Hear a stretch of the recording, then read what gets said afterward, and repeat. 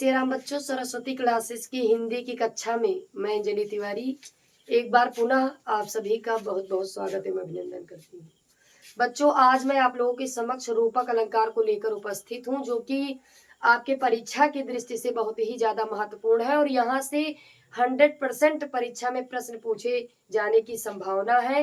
तो इसी को ध्यान में रखते हुए आइए रूपक अलंकार को बहुत ही बेहतर ढंग से बड़े ही रोचकता के साथ समझते हैं। आइए देखते हैं। बच्चों, आज का हमारा टॉपिक है रूपक अलंकार। इससे पहले कल वाली कक्षा में मैंने उपमा अलंकार आप सभी को बताया था। आज का जो टॉपिक है वो रूपक अलंकार पे आधारित है, यानी अर्थालंकार का दूसरा अलंकार है। तो आइए इसकी परिभाषा देखते हैं क्या है। जहां उपमेय में उपमान का भेद रहित आरोप हो वहां रूपक अलंकार होता है। अब यहाँ पे दो शब्द आपको कुछ नए दिख रहे होंगे, एक है उपमेय और एक है उपमान। लेकिन अगर आपने उपमा अलंकार वाली वीडियो नहीं देखा है तो नीचे डिस्क्रिप्शन बॉक्स में उसका लिंक दिया गया है बच्चों, आप वहां पे जाके आसानी से उपमा अलंकार की वीडियो देख सकते हैं। जब आप उसमें देखेंगे तो आपको उपमेय क्या है, उपमान क्या है, साधारण धर्म क्या है और वाचक शब्द क्या है, ये सारी चीजें आपको क्लियर हो जाएंगी उस वीडियो में। तो यहाँ पे फिर भी हम चर्चा कर दे रहे हैं एक बार, उपमेय क्या होता है और उपमान। तो जहां उपमेय में उपमान का भेद रहित आरोप हो वहां रूपक अलंकार होता है। तो यहाँ पे सबसे पहले मैं आपको बता देती हूँ उपमेय क्या होता है। उपमेय उपमेय वो होता है जिसकी तुलना की जाए। उपमेय मतलब जिसकी तुलना की जाए, जिसकी तुलना की जाए वो कहलाएगा उपमेय, जिसकी तुलना की जाए। और उपमान क्या होता है? तो उपमान वो होता है जिससे हम तुलना करते हैं। उपमान यानी जिससे तुलना की जाए, जिससे तुलना की जाए, यानी जिससे तुलना की जाएगी वो आपका कहलाएगा उपमान और जिसकी तुलना की जाएगी वो कहलाएगा उपमेय। तो परिभाषा क्या है? जहां उपमेय में उपमान का भेद रहित आरोप हो। अब यहाँ पे भेद रहित क्या है इसे जान लेते हैं। भेद रहित बच्चों एक शब्द होता है सहित, एक होता है रहित। सहित मतलब के साथ और रहित मतलब के बिना। तो यानी भेद रहित आरोप, यानी भेद रहित का मतलब कोई भिन्नता ना प्रदर्शित की जाए, यानी उपमेय और उपमान को अलग अलग ना दिखाया जाए, यही है भेद रहित। यानी उपमेय और उपमान में, उपमेय और उपमान में कोई भिन्नता ना प्रदर्शित की जाए, कोई भिन्नता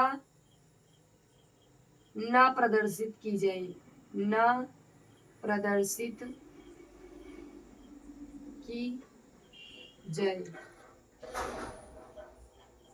यानी जहां उपमेय और उपमान में कोई भिन्नता, कोई अलगपन ना प्रदर्शित किया जाए, यानी उपमेय को अलग ना दिखाया जाए, ना उपमान को अलग दिखाया जाए, वहां पे रूपक अलंकार होता है। यानी उपमेय और उपमान में कोई भिन्नता ना प्रदर्शित की जाए, कोई अलग ना दिखाया जाए कि उपमेय अलग है उपमान अलग है, दोनों को एक ही कर दिया जाए, तो वहां होता है रूपक अलंकार। ये इसका मतलब होता है भेद रहित आरोप, यानी उपमेय और उपमान में भिन्नता ना प्रदर्शित करना ही क्या है? भेद रहित आरोप है। तो जहां उपमेय में उपमान का भेद रहित आरोप हो वहां रूपक अलंकार होता है। अब एक विशेष एक लाइन में मैंने लिखा है कुछ, इसे आप जरूर ध्यान रखें। उपमेय के साथ अर्थ में रूपी शब्द का प्रयोग, यानी जब आपने उपमा अलंकार पढ़ा था तो उसमें देखा था कुछ वाचक शब्द थे जिसे आप अगर पंक्तियों का अर्थ आपको ना भी पता हो तो आप पहचान कर सकते थे कि इन पंक्तियों में उपमा अलंकार है। तो क्या चीज देखेंगे आप कि आप देखते ही जान जाए कि रूपक अलंकार है इन पंक्तियों में।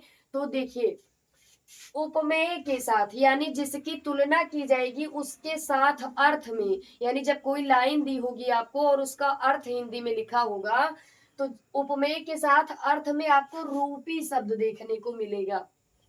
ये तो एक मोटी मोटी पहचान थी रूपक अलंकार की। अभी और भी कुछ पहचान है जिनकी हम आगे चर्चा करेंगे, उदाहरण जब बताएंगे तो फिर।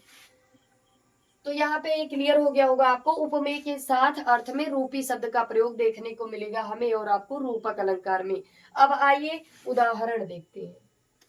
पहला उदाहरण यहाँ पे मैंने लिया है, पायो जी मैंने राम रतन धन पायो। बहुत ही आसान उदाहरण है बच्चों, आपने ये पंक्तियां सुनी भी होंगी, मीराबाई जी द्वारा रचित हैं ये पंक्तियां। पायो जी मैंने राम रतन धन पायो। तो यहाँ पे ध्यान देने योग्य बात ये है बच्चों कि उपमेय और उपमान कहाँ है और किस वजह से इसमें रूपक अलंकार है।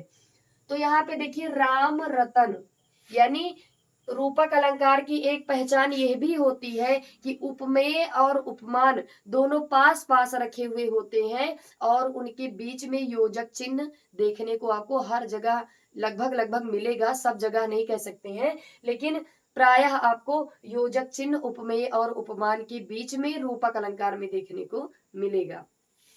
तो यहाँ भी आप देख सकते हैं राम रतन के बीच में योजक चिन्ह लगा है, और जो उपमा अलंकार के वाचक शब्द थे यानी सा, सम, सरिस, यु, सदृश, तुल्य, के समान इत्यादि शब्दों का लोप हुआ रहेगा यहाँ पे, यानी ये शब्द आपको दिखेंगे नहीं लाइन में, केवल आपको उपमेय और उपमान पास में दिखे मिलेंगे और उनके बीच में योजक चिन्ह लगा होगा। तो देखिए राम रतन यानी राम रूपी रत्न, राम रूपी रत्न, क्योंकि मैंने बताया है जब इसका हम हिंदी में अर्थ अनुवाद करेंगे या हम व्याख्या करेंगे तो उपमेय के साथ, उपमेय कौन है राम और उपमान क्या है रतन यानी रत्न।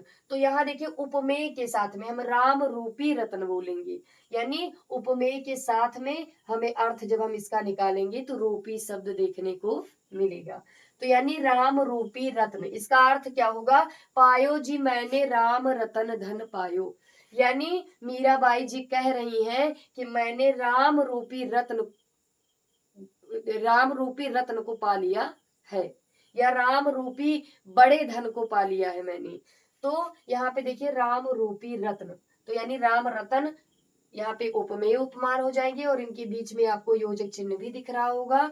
तो इस वजह से इन पंक्तियों में रूपक अलंकार है, यानी ये पंक्तियां रूपक अलंकार से युक्त हैं और ये परीक्षा में भी कई बार पूछा गया है प्रश्न, तो ये आप विशेष ध्यान रखें। फिर अगला क्वेश्चन है, चरण कमल बंदो हरि राई, यानी अगला उदाहरण यहाँ पे मैंने लिया है, चरण कमल बंदो हरि राई। तो चरण कमल यहाँ देखिए पास पास रखे हुए हैं, चरण कमल यानी उपमेय और उपमान। कभी कभी आपको उपमान उपमेय से दूर भी मिल सकता है, लेकिन प्रायः आपको जो देखने को मिलेगा वही हम बता रहे हैं कि चरण कमल यानी उपमेय उपमान आपको समीप में ही लगभग जगह दिखेगा। तो चरण कमल बंदो हरि राई, प्रस्तुत पंक्तियां किसके द्वारा रचित है, तो महाकवि सूरदास जी द्वारा रचित है और पद से ली हुई है पंक्तियां, पद शीर्षक से।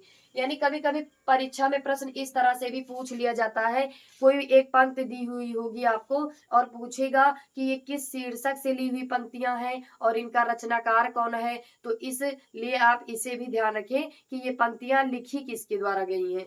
तो यहाँ पे चरण कमल बंदो हरिराई जो कि कक्षा 10 के सिलेबस में है हिंदी के और सूरदास जी द्वारा लिखित है, पद नामक शीर्षक है। तो चरण कमल बंदो हरि राई, तो चरण रूपी कमल, यहाँ पे हम अर्थ क्या निकालेंगे, चरण रूपी कमल, क्योंकि जब हम इसका अर्थ निकालते हैं तो उपमेय के साथ में रूपी हमें देखने को मिलेगा, रूपी शब्द। तो चरण रूपी कमल की वंदना कर रहा है कवि, किसकी, चरण रूपी कमल की। तो अगला उदाहरण है, मैया मैं तो चंद्र खिलौना लई हूं, मैया मैं तो चंद्र खिलौना लई हूं। यहाँ पे श्री कृष्ण की बाल लीला का वर्णन है, बाल हठ का वर्णन है, हम कहें तो कि वो अपनी माता से कह रहे हैं कि मैं किसका खिलौना लूंगा, चंद्र रूपी खिलौना लूंगा। यहाँ पे चंद्र खिलौना यानी चंद्र और खिलौना के बीच में योजक चिन्ह लगा है और चंद्र यहाँ पे हो जाएगा उपमेय और खिलौना हो जाएगा उपमान, यानी चंद्र और खिलौना में कोई अंतर नहीं दिखाया गया है, यानी चंद्र ही खिलौना है। यानी अगर हम कहें चंद्र खिलौना के समान है तो ये तो अलग हो जाएगा ना, यानी कुछ कुछ मिल रहा है कुछ कुछ नहीं। लेकिन हम बोल दे चंद्र ही खिलौना है, तो यानी बिल्कुल वही चीज मान लिया गया है यहाँ पे। तो मैया मैं तो चंद्र खिलौना नहीं हूँ, इन पंक्तियों में भी कौन सा अलंकार है, तो रूपक अलंकार है। यानी जहां उपमेय को उपमान ही हम कह दें, ठीक है, यानी कोई अंतर ना दिखाया जाए, उपमेय और उपमान को अलग अलग ना दिखाया जाए, दोनों को एक ही कर दिया जाए, वहां रूपक अलंकार होता है। और बीच में आपको योजक चिन्ह देखने को मिलेगा, और जब हम इसका अर्थ निकालेंगे तो उपमेय के साथ में रूपी शब्द आपको देखने को मिलेगा।